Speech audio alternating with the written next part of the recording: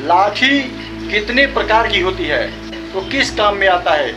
आप लोग यही कहेंगे कि एक लाठी बिल्ली और कुत्ते को भगाने के लिए होता है और एक लाठी बुढ़ापे में चलने के लिए होता है।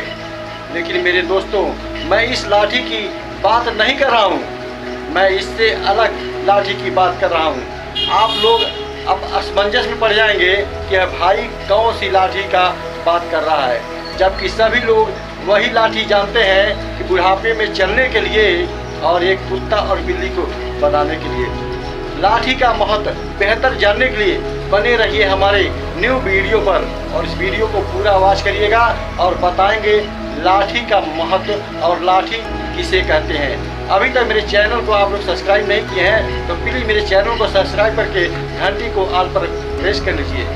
तो दोस्तों, लाठी वह कौन सा है, तो दोस्तों आप लोगों को बताना चाहूँगा, लाठी जिसके बारे में मैं बताना चाह रहा हूँ ना, वह लाठी बेटा और बेटी होते हैं। जी हाँ, सही समझे आप, बेटा और बेटी किसी लाठी से कम नहीं होते हैं, लेकिन इसका उपयोग लोग कैसे करते हैं और कैसे आते हैं। ये बेटा और बेटी किसी लाठी से कम नहीं होते हैं, जो माँ बाप के बुढ़ापे का सहारा बनते हैं। माँ बाप जब बेटा और बेटी पैदा करते हैं तो बेटा और बेटी की ज़िंदगी के साथ यह आशा जुड़ी रहता है कि मेरे बच्चे हमारे बुढ़ापे का लाठी बनेंगे, यानी कि सहारा बनेंगे। सही मायने में क्या है कि सहारा भी एक किसी लाठी से कम नहीं होता है।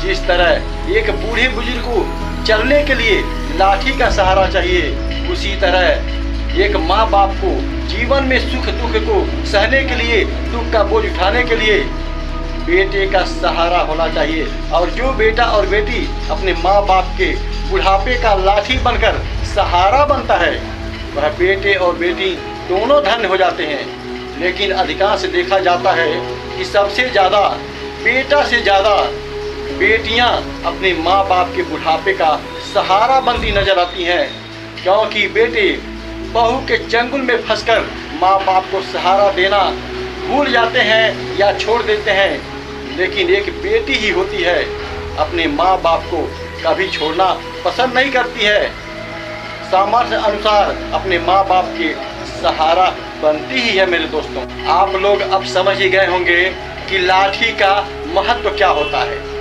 बांस की लाठी जो होती है, किसी के माँ बाप बुजुर्ग लोग बूढ़े हो जाते हैं तो तन को सहारा देने के लिए लाठी तो जरूरी है, लेकिन इतना ही से माँ बाप का काम नहीं चलता है, क्योंकि औलाद भी किसी लाठी से कम नहीं होते हैं और बुढ़ापे में उसी लाठी का, यानी कि बेटे और बेटियों के सहारे का जरूरत होता है।